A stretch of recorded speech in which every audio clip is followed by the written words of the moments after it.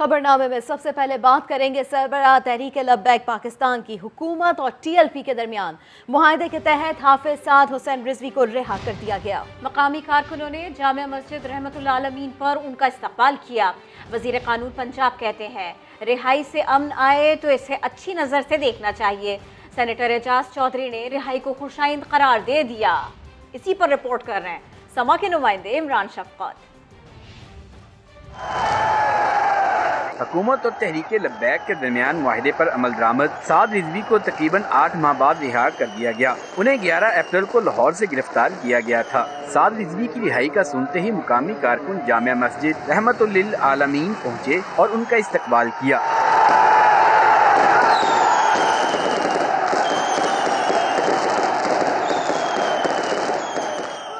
सूबाई वज़ीर ख्वाजा बिशारत कहते हैं कि TLP के अमीर की रिहाई वफाकी नजरसानी बोर्ड की सिफारिशात के बाद अमल में आई है। फेडरल रिव्यू बोर्ड की तरफ से ही उनकी रिहाई हुई है, आखिरी ऑर्डर उनके थे।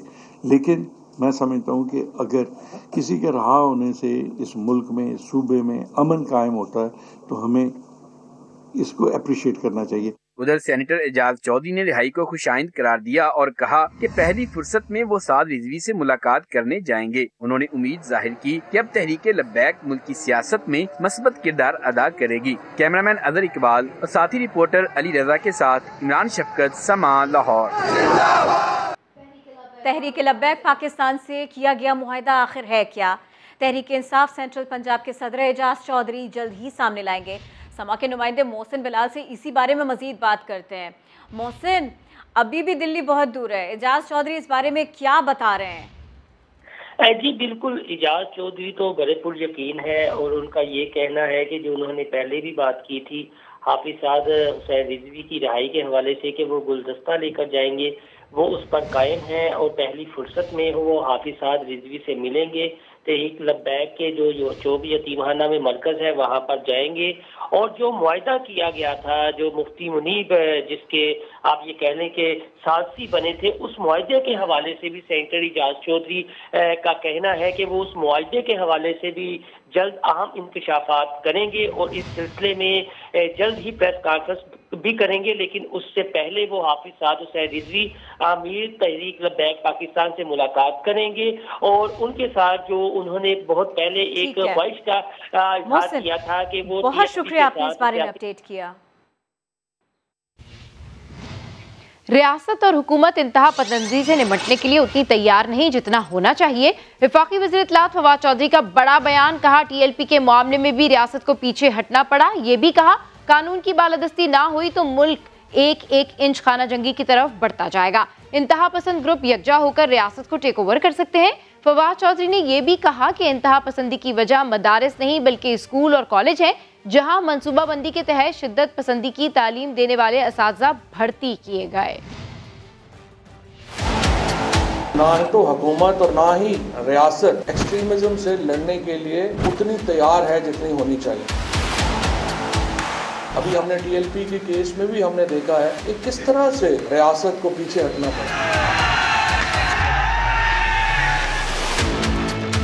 State should have only one business and that business is enforcement of law. The state who cannot enforce law बड़ी जल्दी उसकी existence के ऊपर क्वेश्चन मार्क आ जाएगा, बिकॉज आप इंच बाय इंच जो है वो खाना जंगी की तरफ चलते जाएंगे, बिकॉज रियासत का कंट्रोल आपके ऊपर से ख़त्म होता जाएगा और ग्रुप्स जो हैं वो इमर्ज हो जाएंगे जो आपके रियासती कंट्रोल जो है उसको टेक ओवर कर लेंगे। और ये उस बॉम्बशेल की निशानदही करता है जो टिक टिक करके बज रहा है। जो मजहबी शिद्दत पसंदी थी ये तो उन ज़्यादा इलाकों में थी जो हिंदुस्तान में रहते। हमारी तरफ के जो इलाके थे उनमें तो इस तरह की मजहबी शिद्दत पसंदी जो थी वो कभी थी ही नहीं। और यहाँ पे ये भी मैं आपको बता दूँ कि हमारे यहाँ एक्सट्रीमिज़म की बड़ी वजह मदारस हरगिज़ नहीं, हमारे यहाँ एक्सट्रीमिज़म की सबसे बड़ी वजह हमारे स्कूल और हमारे कॉलेजेस, जहाँ पे एक बाकायदा मनसूबे के तहत 80 की दहाई में और 90 की दहाई में ऐसे उसातिज़ा भर्ती नक्की किए गए हैं जो बुनियादी तौर के ऊपर आपको एक्सट्रीमिज्म की तालीम दे रहे हैं। इस वक्त तमाम बड़े जो वाक़यात हुए हमारे यहाँ वो मदारस के स्टूडेंट्स ने नहीं किए, वो ऑर्डिनरी स्कूलों से पढ़े हुए लोगों ने किए। मौलाना हसन जान साहब जैसे बड़े आलम को शहीद कर दिया गया सिर्फ ये फतवा देने के ऊपर कि खुदकश हमले जो हैं वो इस्लाम में जायज़ नहीं। जो तमाम हमारे उलमा हैं, जो सही जय्यद लोग हैं, वो डरते हैं, वो बोलते ही नहीं।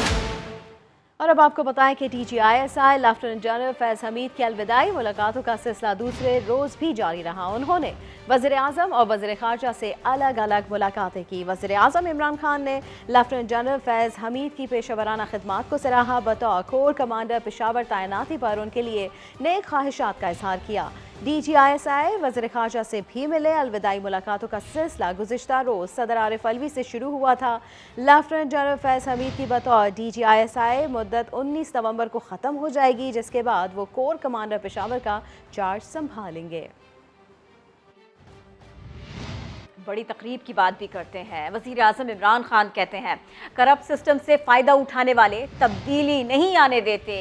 कल इसी करप्ट सिस्टम को बचाने के लिए ऑपोजिशन ने पार्लियामान में ड्रामा किया। इस्लामाबाद से तकरीब में खिताब करते हुए वज़ीर आज़म का कहना था कि हर मुश्किल घड़ी में ओवरसीज़ पाकिस्तानियों ने मदद की।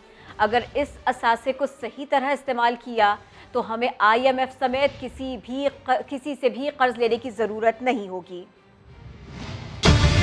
जो इस मुल्क के अंदर एक पुराने सिस्टम से फायदा उठा रहे हैं वो कभी चेंज नहीं आने देंगे। पिछले इलेक्शन के अंदर 15 लाख वोट जाया हुई, वो अगर EVM मशीन होता तो 15 लाख वोट कास्ट हो जानी थी। तो ये सारे वो लोग हैं जो करप्ट सिस्टम को बचा रहे हैं। हमने सेनेट इलेक्शन में कहा कि ओपन बैलेट होनी चाहिए, खुफिया बैलेट के अंदर पैसा चल जाता है, सबको पता। ये दोनों जमातों ने उसके खिलाफ खड़े हो गए। सारा असेंबली में कल ड्रामा हुआ था। क्यों रोक रहे हैं आप ओवरसीज पाकिस्तानीज को वोट डालने में? पैसा तो आप ले लेते हैं लेकिन वो वोट नहीं दे सकते। जब भी कोई पाकिस्तान में मुश्किल आती हमेशा वो दिल खोल के पैसा देते हैं और चाहते हैं कि हमारा मुल्क आगे बढ़े। अगर हम सही माने में इस असासे को टैप कर लें तो हमें कोई किसी IMF या कर्जों की जरूरत नहीं। कल खास तौर पे खुशी हुई कि हमने ओवरसीज पाकिस्तानीज को शामिल कर लिया पाकिस्तान की डेमोक्रेसी के अंदर। 90 लाख ओवरसीज पाकिस्तानी हमारे, इनको अब जब राइट मिलेगा वोट देने का तो ये जो वोट से गवर्नमेंट सब इनकी कदर करेंगे। इलेक्शन कमीशन को बिल्डोज किया जा रहा है। हुकूमत वोटर लिस्टों का इख्तियार नादरा को देकर धांधली करना चाहती है। एहसन इकबाल ने बड़ा इल्जाम लगा दिया। कहा हुकूमत की इंतखाबी मुहिम के लिए नादरा के वसाइल इस्तेमाल करने की इत्तला है।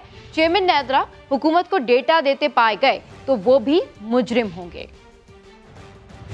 इलेक्शन कमीशन के तमाम एतराज़ात और तहफ़्फ़ुज़ात को बुलडोज करते हुए हुकूमत ने अपनी मनमानी के साथ अपने पसंद के कवानीन बनाने की कोशिश की है ताकि इलेक्शन की फिनिश लाइन न्यूट्रल ना हो। और वोटर लिस्ट को नादरा में लाने का मकसद ये है कि हुकूमत अपनी पसंद से जिसको चाहे वोटर लिस्ट में डाले, जिसको चाहे वोटर लिस्ट से निकाल दे और जिसका चाहे वोट घर से 400 मील दूर भेज दे। हमें इतलात मिल रही हैं कि चेयरमैन नादरा हुकूमत की अगली इंतखाबी मुहिम के लिए नादरा के वसाइल और डेटा को इस्तेमाल कर रहे हैं। अगर वो किसी भी लिहाज से मुर्तकिब पाए गए कि उन्होंने नेशनल डेटाबेस का डेटा हुकूमत को इलेक्शन में धांधली के लिए इस्तेमाल करने के लिए दिया है तो वो आईन से गद्दारी के मुर्तकिब होंगे।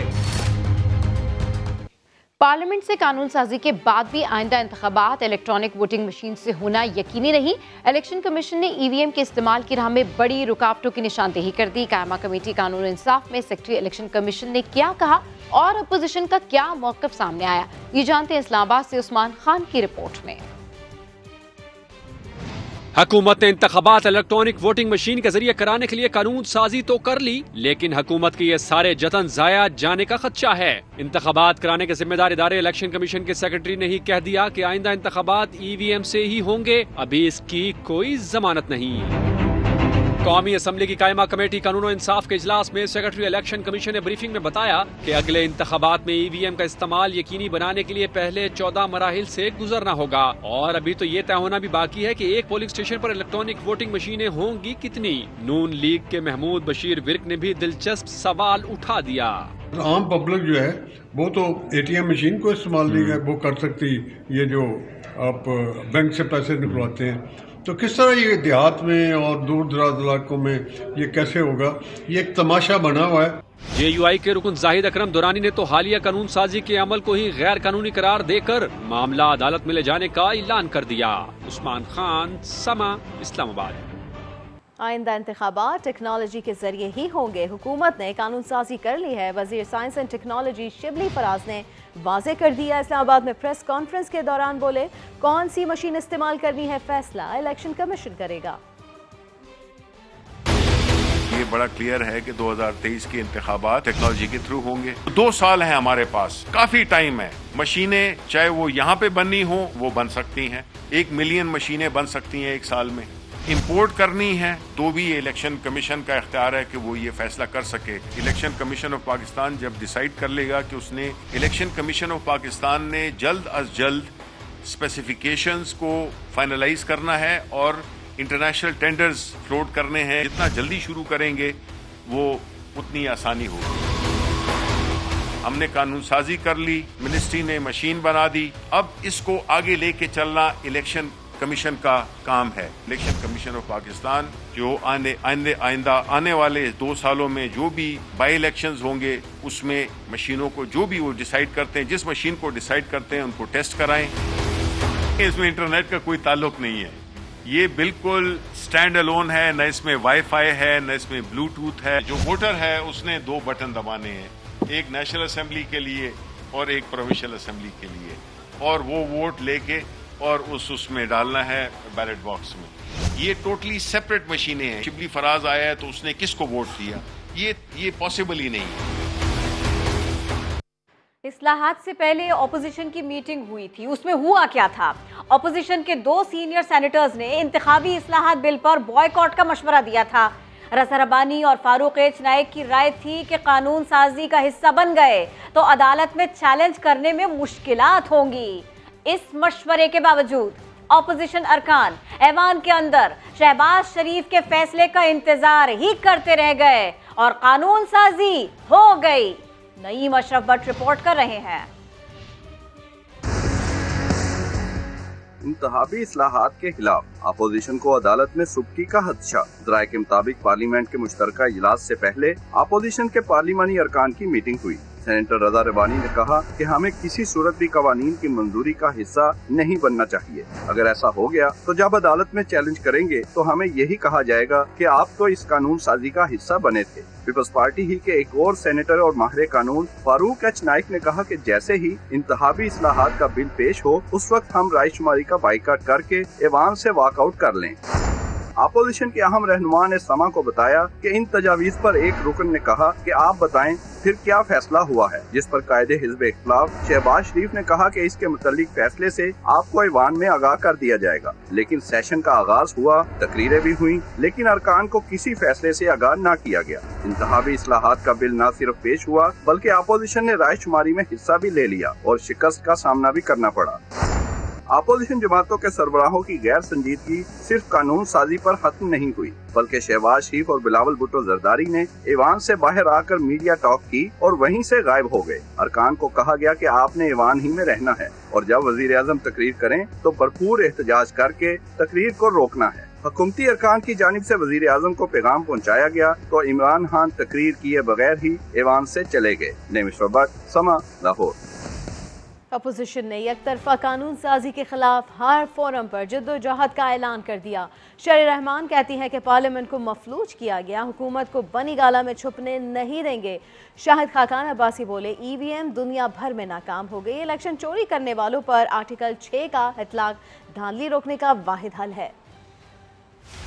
हुकूमत ने एक तरफा कानून साजी करके पाकिस्तान के अवाम की तजलील की, गैज़ो गज़ब का सामना करना पड़ेगा। पीपल्स पार्टी की सेनेटर शहरी रहमान की हुकूमत पर तनकीद। अगले इलेक्शन को छीनने के लिए दिन दिहाड़े पार्लियामेंट के जरिए जो डाका डाला है पाकिस्तान के हुकूक पर, आप देखिए इनके साथ क्या दमादम मस्कल अंदर होता है। ये बनी गाला में छुप के बैठ जाएंगे। लीगी रहनुमा शाहिद खाकान अब्बासी ने कहा, नए कवानीन के जरिए नए इलेक्शन कमीशन को हुकूमत के ताबे करने की कोशिश की गई है। इलेक्शन चोरी रोकना होगी। यहाँ इलेक्शन चोरी होते हैं, यहाँ इस्लाह तो ये चाहिए कि उस चोरी को कैसे रोका जाए, और उसका वाहिद तरीका है कि आइन में तरमीम कर दें और लिख दें कि जो भी इलेक्शन चोरी करेगा उस पर आर्टिकल 6 का इनकाद होगा। शाहिद खाकान अब्बासी का कहना था कि जो कवानीन पास कराए गए उनमें भारतीय जासूस कुलभूषण यादव को घर भेजने का प्रोग्राम भी शामिल है। बोले, कानून बनाने की जरूरत क्या थी, ऑर्डिनेंस निकाल देते। अटॉर्नी जनरल का कहना है कि इंतखाबी इस्लाहात में इलेक्शन कमीशन को जिन तरामीम पर तहफ़्फ़ुज़ात थे वो मौखर कर दी गई हैं। अपोजिशन को कुलभूषण से मुतालिक कानून साजी पर सियासत ना करने का मशवरा भी दे दिया। जो एक्ट पास हुआ है ये सिर्फ इंटरनेशनल कोर्ट ऑफ जस्टिस की जजमेंट की कंप्लायंस के लिए है। किसी को कुलभूषण से कोई हमदर्दी नहीं है, वो पाकिस्तानियों का कातिल है और इससे इंडियन डिजाइन्स जो है पाकिस्तान को आइसोलेट करने के और पाकिस्तान को इंटरनेशनल डिफॉल्टर दिखाने के वो फ्रस्ट्रेट हुए। ये कौमी सलामती का मसला है और मेरी रिक्वेस्ट ये है कि इसको पोलिटिसाइज करने के बजाय अगर अपोजिशन चाहे हम उसको डिटेल ब्रीफिंग भी उनको देने के लिए तैयार है। गवर्नमेंट की लीगल टीम ने और तमाम नेशनल सिक्योरिटी इंस्टीट्यूशंस ने बड़ी सोच विचार के बाद हम इस नतीजे पर पहुंचे थे कि ये कानून बनाया जाए और इंटरनेशनल कोर्ट ऑफ जस्टिस की डिक्लेरेशन को सामने रखते हुए उन्होंने डायरेक्शन ये नहीं दी थी कि आप इस तरह कीजिए। ये ऑप्शन हम पे छोड़ा था और सबसे सेफ और सिक्योर ऑप्शन हमें ये लगा। दो बिल्स थे, एक बिल था उसमें कई और तरमीम थी इलेक्शन एक्ट 2017 में और उस पे इलेक्शन कमीशन की रिजर्वेशन थी, वो डेफर कर दिया गया है उसको मद्देनजर रखते हुए। इलेक्शन कमीशन ने इन प्रिंसिपल कभी एतराज नहीं किया कि टेक्नोलॉजी का इस्तेमाल नहीं होना चाहिए या ओवरसीज पाकिस्तानीज जो है उनका कोई हक नहीं है। उनको सिर्फ मोडालिटीज पे तरीक़ाकार पे रिजर्वेशन थी, रिजर्वेशन दूर की जाएंगी। इस कानून में सिर्फ गुंजाइश पैदा की गई है कि इलेक्शन कमीशन ओवरसीज पाकिस्तानीज को वोट का हक करने की तरीक़ाकार निकालेगा और जो इलेक्ट्रॉनिक वोटिंग मशीन्स जो हैं उसके जरिए किस तरह वोटिंग की जाएगी। इसमें ये डिस्क्रेशन, ये सारी पावर्स आज भी इलेक्शन कमीशन के पास है। असिस्ट करेगी गवर्नमेंट जो है, फैसला इलेक्शन कमीशन का है क्योंकि आइन के मुताबिक इलेक्शन को इनकाद जो है इलेक्शन कमीशन की जिम्मेदारी है। आगे देखिए, 4000 जिंदा बंदा मुर्दा करार। केस की इंक्वायरी की बुनियाद पर मुल्क के सियासी मंजरनामे बदलने वाले हैं। जस्टिस रिटायर्ड राना शमीम के बेटे अहमद हसन एडवोकेट ने दावा कर दिया। कहते हैं नून लीग के इख्तिदार में वालिद अगर सदर बने तो मेरिट पर बनेंगे। समा को खुसूसी इंटरव्यू में सवाल उठाया कि फैसल वावडा, फवाद चौधरी और मुराद सईद किस हैसियत में साबिक चीफ जस्टिस साकिब निसार का दिफा कर रहे हैं। बहुत सोच समझ के उन्होंने ये स्टेटमेंट दी है। पॉलिटिकल जो अभी डायनेमिक है वो चेंज होने वाला है इस केस के इंक्वायरी के बेसिस पे। कोई या तो जुडिशल कमीशन बनेगा या सुप्रीम जुडिशल काउंसिल एक स्पेशल फॉर्म होगी। फैसल वाडवा साहब, फवाद चौधरी साहब और एक मुराद सईद साहब साकिब निसार साहब के रिश्तेदार लगते हैं या वकील हैं, फिर तो इनका बोलना बनता है। अगर कुछ नहीं लगता तो ये बोल किस कैपेसिटी में रहे। ये तो इसका मतलब इनके अंदर की कुछ चीजें निकल रही हैं क्योंकि घबरा रहे हैं कि कुछ सच सामने ना आ जाए। नसीम शाह साहब को तो 8 साल लगे थे एडमिट करने में भुट्टो साहब के केस में कि it was a judicial murder. अच्छी बात है कि मेरे वालिद साहब ने बोल दिया, उनका ज़मीर कॉन्शियस क्लियर हो गया। PML नून से मेरी वालिद साहब की वाबस्तगी तो मेरे ख्याल से कोई 2000 में या 99 में ज़्यादा स्ट्रॉन्ग हुई, वरना पहले भी थी। पीले तो चल रही 2 साल से। अगर फ़ायदा पहुँचाना होता तो 2 साल पहले भी पहुँचा सकते थे। अगर वो अपनी स्टेटमेंट जो एफिडेविट उन्होंने रिकॉर्ड कराया उसको सपोर्ट ना कर सके then he has to face the consequences. लेकिन ऑन द अदर हैंड इंशाल्लाह अगर उन्होंने प्रूव कर दिया फिर उसके consequences then honourable chief justice of Pakistan Saqib Nisar साहब फॉर्मर को फिर कॉन्सिक्वेंसेस फेस करने पड़ेंगे एज पर लॉ। मेरे वालिद साहब को सेकंड पोजीशन तो मिल चुकी है, प्रेसिडेंट की रह जाती है। नेक्स्ट इलेक्शन जब चेंज हो जाएगा फिर तो उनका प्रेरोगेटिव किसको भी प्रेसिडेंट बने, तो वो अगर उस ओहदे पे पहुंचेंगे तो फिर वो मेरिट पे पहुंचेंगे। तो लोगों ने तो अब कड़ियां मिलानी है ना कि जी यूं स्टोरीज बनानी है। वज़ीर आला सिंध मुराद अली शाह असद उमर के कुट खाने के बयान पर तिलमिला उठे। कहा कुट मास्टर यहाँ से कुट खाकर गए हैं, असेंबली में भी उनके जहन पर मैं सवार था। कुट मास्टर अब यहाँ वापस नहीं आएंगे, लगता है अफगानिस्तान चले जाएंगे। ये देखो सामने मेरे, ये इस्लामाबाद के अवाम का जज्बा है। लॉन्ग मार्च करने के लिए सोचना भी ना, इधर आओगे तो इतनी कुट पैनी है याद रखोगे, इतनी कुट पैनी है याद रखोगे। एक आए थे तकरीर करते हैं कुट मास्टर कुट मास्टर इधर से कुट खा के गए हैं, अब इस्लामाबाद में कुट लगाने के चक्कर में लोगों के, ये पता नहीं कि कुट जो खाएंगे उनको याद आएगी। अब कहाँ जाएंगे? कराची से भाग के इस्लामाबाद गए, अब और ऊपर जाओ आगे अफगानिस्तान, उधर ही जाओगे, इधर नहीं आओगे वापस। ऐसे ऐसे बैठ के असेंबली बात करते हैं, गलत बात कह के। और लग ये रहा था कल कौमी असेंबली में जब वो बोल रहे थे कि उसके दिमाग पे मुराद अली शाह सवार है। अब समा तहलका, लाहौर के बल्दियाती इदारों के रिकॉर्ड में डेथ सर्टिफिकेट के लिए अब मरने की भी जरूरत नहीं, बस पैसा फेंक तमाशा देख। पैसे देकर समा की रिपोर्टर शाहीन मशाल अपना ही डेथ सर्टिफिकेट ले आई। ये सब कैसे मुमकिन हुआ, आइए देखते हैं। लाहौर के बल्दियाती इदारों ने बेमिसाल कारकर्दगी का लाजवाब रिकॉर्ड दे दिया। 4000 रुपए में जिंदा बंदा मुर्दा करार। बस कचहरियों में बैठे एजेंट को पैसा खिलाओ, बिना पूछगछ और बगैर किसी डॉक्यूमेंट के किसी भी यूनियन काउंसिल से डेथ सर्टिफिकेट बनवा लो। जब मैंने भी इस मामले को जांचने की कोशिश की तो एजेंट ने मुझसे भी कब्रिस्तान की पर्ची मांगी, न अस्पताल की स्लिप। बस एक ही मुतालबा किया, 4000 रुपए दो और जिसका मर्जी डेथ सर्टिफिकेट बनवा लो। और यूँ मैंने पैसे देकर अपना ही डेथ सर्टिफिकेट बनवा लिया।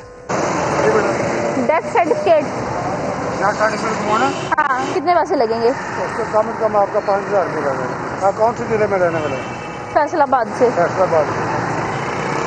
आपके जो नहीं, लेकिन अगर इधर से ही बनवाना हो उधर जा नहीं सकते, मसले हैं कुछ। तो पैसे खर्च लो, बनवा देंगे। यूनियन काउंसिल 222 अयोध्यापुर जौहर टाउन से सर्टिफिकेट बन के आया तो इसमें जिंदा रिपोर्टर को शमशानी कब्रिस्तान में दफन किए जाने का जिक्र भी है। ये सब कुछ सरकारी रिकॉर्ड का हिस्सा बन चुका है। रिपोर्टर ने जाकर इसके असल होने की तस्दीक यूनियन काउंसिल 222 अयोध्यापुर जौहर टाउन के सेक्रेटरी से भी की। ये जो पेपर होता है नादरा का पेपर होता है, ठीक है। ये नादरा वाले जब हम पेपर देते हैं ना तो कंप्यूटर के अंदर उनको फीड करते हैं, ये इनके नंबर होते हैं सारे, हाँ। ठीक है। ये बाहर का पेपर इसके अंदर चल ही नहीं सकता। समा जब मामले को इंतजामिया के इल्म में लाया तो उन्होंने जिम्मेदारों के खिलाफ कार्रवाई करने की भी यकीन दहानी करवाई। वो नंबर्ड पेपर मुतल्लिका सेक्रेटरी यूनियन काउंसिल के हवाले किए जाते हैं, सिर्फ इस हद तक नादरा रिकॉर्ड रखता होता है। लेकिन सेक्रेटरी यूनियन काउंसिल ने अगर उस पेपर के ऊपर एक जिंदा खातून का डेथ सर्टिफिकेट जारी करी तो उसकी गलत। कानूनदान कहते हैं कि पैसे के इस खेल से जायदादें भी हथियाई जा सकती हैं। जो जाली डॉक्यूमेंट्स हैं ये तो हर चीज़ के बन जाते हैं। जो एक क्रिमिनल्स हैं जो जाली डॉक्यूमेंट्स का काम करते हैं वो तमाम चीज़ों का, यूनिवर्सिटी की संदेह डिग्रीज हो गई और डॉक्यूमेंट्स हो गए, जजमेंट, ये अदालतों में बाज़ औक़ात ऐसा भी देखने में आया कि जजमेंट्स की जाली ऐसी एक सारी कार्रवाई बढ़ा ली। जाली दस्तावेजात का इतना आसानी से बन जाना सारे निज़ाम पर एक सवालिया निशान है। करप्शन के इस जाल को तोड़ने के लिए इंतजामिया को मजबूत निज़ाम बनाना होगा। कैमरा टीम के साथ शाहीन मिशाल, समा, लाहौर। फैसलाबाद के एहसास सेंटर में पुलिस एहलकार की खातून से बदसलूकी। एहलकार खातून को बुरी तरह झंझोड़ता रहा, गर्दन से दबोचकर धक्के देता रहा। रिपोर्ट कर रहे हैं उस्मान सिद्दीक। पुलिस एहलकार ने खातून को बाजू से पकड़कर झंझोड़ा, गर्दन से दबोचकर धक्का दे दिया।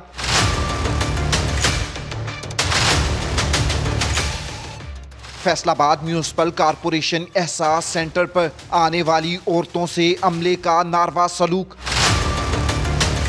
पैसे दे रहे हैं तो इज्जत से सानू दें, कोई इज्जत नहीं है। इनके ऐसे हैं जैसे इनकी घर में कोई माँ बहन नहीं है, ऐसे खींच खींच के धक्के दे के गालियाँ तक निकालते हैं। सेंटर पर शीरख्वार बच्चों समेत आई खवातीन और बुजुर्ग औरतें जमीन पर ही बैठकर घंटों इंतजार करने पर मजबूर हैं, जबकि इंतजार गाह में खाली कुर्सियों पर आने वालों को ना बिठाने की वजह इंचार्ज ने कुछ यूं बताई। अनपढ़ लोग कुर्सियां फिर तोड़ फोड़ सटा लवानियां, साढ़े को 5-6 लोग पुलिस साढ़े 5-6 लोग साढ़े को सिक्योर्ड है गया, अमला थोड़ी दी वजह से नहीं मैनेज कर रहे। सिटी पुलिस ऑफिसर ने खवातीन से बदसलूकी करने वाले एहलकार को मुअत्तल करके इंक्वायरी का हुक्म दे दिया। कैमरामैन हाफिज अवैस के साथ उस्मान सिद्दीक, समा, फैसलाबाद। मकतूल नाजिम जोखियों के भाई ने जुडिशल मजिस्ट्रेट के सामने जाम अब्दुल करीम को बेकसूर करार दे दिया, लेकिन मकतूल की बेवा कहती है कत्ल का जिम्मेदार जाम अब्दुल करीम ही है। इस अजब मोड़ के ऊपर देखते हैं इरफानुल हक की रिपोर्ट। मलीर मेमनगोट में कत्ल होने वाले नाजिम जोकियो के केस में ड्रामाई मोड़ सामने आ गया है। मकतूल के भाई अफजल जोकियो ने जुडिशल मजिस्ट्रेट के सामने बयान रिकॉर्ड करा दिया है। बयान में कहा गया है कि रुकने कौमी असम्बली अब्दुल करीम बेकसूर हैं, उनका कत्ल से कोई ताल्लुक नहीं, जिम्मेदार जाम उवैस और दीगर हैं। लेकिन मकतूल की बेवा जाम अब्दुल करीम को ही जिम्मेदार समझती हैं। मुँह कौन माफ़ कयो आई अफजल मथा प्रेशर उदो उनके जिजायो ढप उदो ते अफजल आयो खुद नाज़िम के वठण ई सालार जाम अब्दुल करीम जा माण्हू बीठा आहिनि ॿाहिरि नाज़िम हल तोखे घुरायो जाम अब्दुल करीम ही उनके मारायो हथ सां न। नाजिम जोकियो कत्ल केस में गिरफ्तार पीपल्स पार्टी के रुकन सिंध असेंबली जाम उवैस को आज मलीर की अदालत में पेश किया गया। दहशतगर्दी की दफात शामिल करने की दरखास्त की समाअत के दौरान जुडिशल मजिस्ट्रेट ने कहा दफात शामिल करने का फैसला हतमी रिपोर्ट आने के बाद होगा। अदालत ने तफ्तीशी अफसर को आइंदा समाअत पर तहकीकात मुकम्मल करने और चालान पेश करने का हुक्म दिया है। पेशी पर आए नाजिम जोकियो के भाई अफजल जोकियो ने पुलिस तफ्तीश पर अदम इत्मीनान का इजहार किया है। जो उनकी टीम है उनसे पूछें नियाज जोकियो कहाँ है, आपको क्यों नहीं मिल रहा है, आपको पूरी डिटेल होगी। अदालत ने MPA जाम उवैस समेत दीगर मुल्जिमान को अदालती रिमांड पर जेल भेजने का हुक्म देते हुए समाअत 2 दिसंबर तक मुलतवी कर दी है। मुकदमे में नामजद MNA अब्दुल करीम ने अबूरी जमानत हासिल कर ली है। कैमरामैन कामरान उद्दीन के साथ इरफानुल हक, समा, कराची। गुरु नानक के दर्शन करने भारतीय पंजाब के वजीर आला समेत 111 सिख यात्री करतारपुर पहुँच गए। आयशा आता रिपोर्ट करेंगी। सफेद पत्थर से तामीर ये खुला दरीचा जिसे नाम दिया गया है करतारपुर राहदारी का, बाबा गुरु नानक के 552वें जन्मदिन के मौका पर भारतीय सिखों की कसीर तादाद यहाँ पहुँची। भारतीय पंजाब के वजीर आला चरणजीत सिंह भी अपनी फैमिली के हमरा करतारपुर राहदारी पहुँचे तो इनका पुरतपाक इस्तकबाल किया गया। बहुत प्यार मिला है हमें, ये जो दात हमें दी गई है इसके लिए बहुत बहुत शुक्रिया। हमें बहुत अच्छा लगा। हम सोचते हैं ऐसे ही आपस में प्यार बना रहे और इधर के लोग उधर जाएं, उधर के इधर लगे। दूसरी जानिब भारतीय सिख यात्री भी खुशी से निहाल नजर आए। बहुत अच्छा जो रास्ता खुला है, दिलों के रास्ते भी ऐसे ही खुले, व्यापार के भी खुलो, इंसानियत भी खुले, जो लड़ाई झगड़ा चल रहा है इससे राहत मिले। पाक सरजमीन पर कदम रखने वाले इन मेहमानों ने न सिर्फ अमन का पैगाम आम किया बल्कि इन खूबसूरत लम्हात को कैमरे की आंख में महफूज भी करते रहे। करतारपुर राहदारी पाकिस्तान की रवादारी और मजहबी आज़ादी का न सिर्फ अक्कास है बल्कि ये मजहबी सियाहत को फ़रोग देने का एक बेहतरीन जरिया भी है। कैमरामैन लियाकत बशीर के साथ आयशा आता, समा, करतारपुर। और हेडलाइंस होंगी ब्रेक के बाद। देखते रहिए समा।